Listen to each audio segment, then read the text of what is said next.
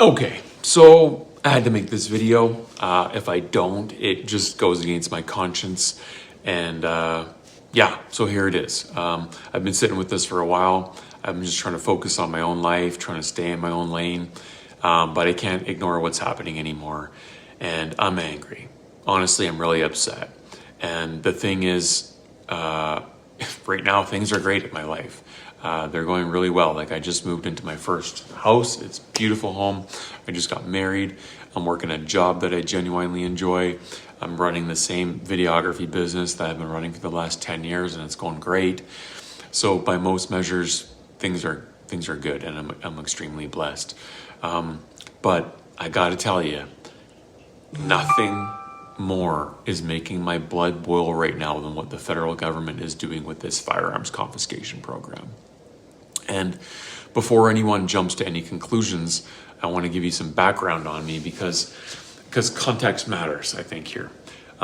So I grew up around firearms. I wasn't introduced to them as an adult. I wasn't like some late convert or anything. I was about 5 years old the first time I was out in a field hunting gophers with a semi-automatic Ruger 1022. And from day one, when I first got my first pellet rifle, safety, responsibility, and respect was drilled into me. How to hold, how to store, how to transport, and how to use firearms was how I grew up. And I loved it. I cherished every single memory. Here's a photo of me as a kid out there shooting gophers. I currently hold what's called a possession and acquisition license, or a PAL. I've had restricted privileges, or an RPAL license, for around 20 years. I spent decades around the Canadian firearms community, hunting, sport shooting, time at the range, community events, skeet shooting, you name it. So when I speak on this, not speaking from headlines I've just seen or something. I'm speaking from lived experience and knowing pretty well what's happening politically. And I gotta say this, what I've consistently seen inside the firearms community, and amongst most of my friends and everybody that I know that has a firearm and uses it, is safety is taken very seriously. Ranges are very tightly controlled environments. People are methodical. There are procedures. New shooters are coached very carefully. Families come in and bring their kids. Families are involved in competition sport shooting. This is definitely not some reckless free-for-all that gets implied in public discussion. Now we got to fast forward to what's been happening since 2020. All right, through what was called an order in council, the federal government moved to prohibit a large number of previously legal firearms. Handguns were effectively frozen out of the retail market. So imagine you go to Cabela's one day, or you go to some mom and pop gun store in Alberta, and all the glass display cabinets are full of handguns. And the next day later, they're all gone. Then came the expanding list of thousands of models and variants pushed into the prohibited category. Now, the prohibited category is very serious because if you're illegally in possession of a prohibited firearm or a device, part of a firearm, such as an extended magazine to a certain capacity, it could be hard jail time for you, or a criminal record, thousands of dollars in fines, or the loss of your firearms license. So it's a big deal. And the Liberals have taken thousands of previously non-restricted firearms and thousands of Canadians that have owned these guns have then now had them prohibited, and the government says, well, you can't own them anymore. And here's where the real frustration kicks in, is that the people that are directly impacted by this are the very people that did everything the government asked them to do for decades, who went above and beyond to make sure their firearms were properly acquired, properly stored, properly transported, and properly used. And these people are not criminals. If they were, they would never be able to get a firearms license in the first place. So in Canada, you can't just casually go and buy a firearm. You have to take what's called the Canadian Firearms Safety Course. You have to pass written and practical testing You have to provide references. The RCMP application requires you to have background checks. Your license can be continuously reviewed. And if you're dealing with restricted firearms, the rules get even tighter. Transport rules, storage rules, approved locations of use, on and on. So, you guys, this is already the most regulated civilian firearm systems that we have going in Canada anywhere in the world. All right? And we keep hearing from our government and its state-funded broadcaster and other popular channels that suggest that the licensed owners are somehow a major driver of gun violence in this country. From where I'm standing and where many people inside this community are and see, and not to mention the large number of provincial police agencies, constitutional lawyers, a whole bunch of people that are publicly stating that this does not line up with reality. And when you look at public reporting and statements from law enforcement over the years, the vast majority of serious gun crime in Canada has been tied to illegally smuggled firearms and organized criminal activity. That doesn't mean that every licensed owner is perfect. No large group ever is, but they're pretty damn close. And that raises the obvious question. If public safety is the goal, then why the hell is the government going after the most vetted and law-abiding citizens you will find and not going after the gun runners over the border and the criminals who are using these guns illegally in crimes every day? I think that's a fair question. And it shouldn't be controversial. It shouldn't be complicated. Another thing that's created some mass confusion is the government and its mainstream media repeated use of the term assault-style firearms.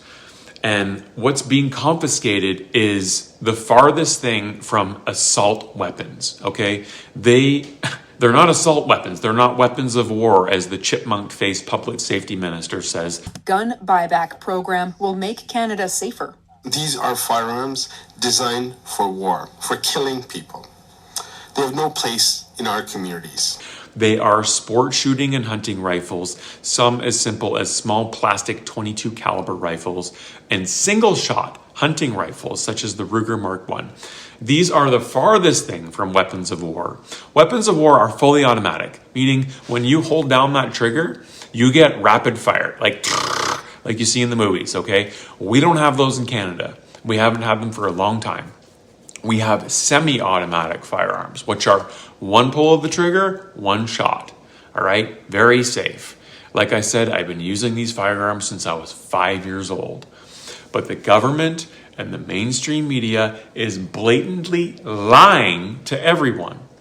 Whether somebody supports these bans or opposes them, the wording in this that they're using has muddied the waters for ordinary Canadians trying to actually understand what's being regulated or what's being stolen from us. And then you add the growing tension between the different levels of government, okay?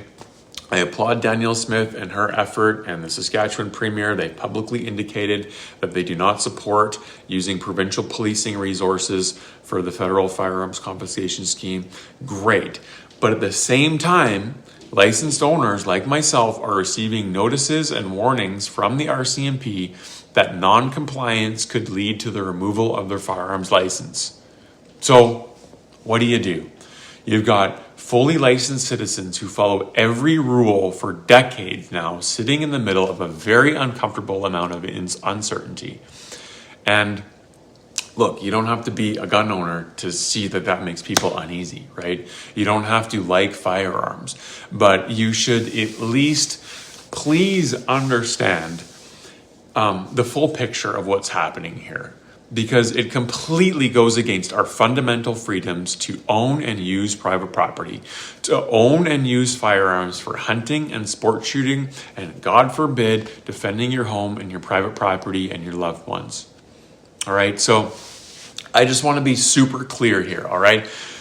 Taking away Canadians' legally acquired firearms, reclassifying them as prohibited weapons of war, and using police resources and billions of our tax dollars to do so, and lying to the public saying that it's for our safety, is really showing you the depths of what is unfolding in this country, all right? This country is falling apart in 100 different ways. And you guys, we need to be aware more than ever. We need to seriously consider the things that are deeply wrong about this country and its leadership. And honestly, like, I mean this with all respect, but we need to grow a pair of balls and speak up. All right, please do not be afraid to articulate your grievances and do not fear any reprisal, okay? And I just want to encourage you, if you're not one to speak out about political or social issues, things that have affected you in the past, things that affect you today, sit down and write them out, okay? Because there's nothing more powerful than taking all of your frustrations that have built up and just write them out on a piece of paper. I really think that this is the first step in finding your voice, finding your boldness, and being able to factually and objectively articulate what it is you want to say. Please, for your family, for your children, for their children, for the fabric of this society that holds everything together that we take for granted every day, please do not go quietly.